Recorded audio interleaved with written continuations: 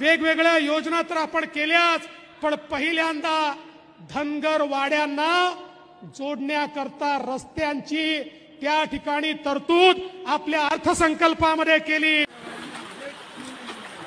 माननीय आमदार साहेब तसेच माननीय मुख्यमंत्री साहेब तसेच माननीय कलेक्टर साहेब यांनी याची दखल घ्यावी तुरंतपणे।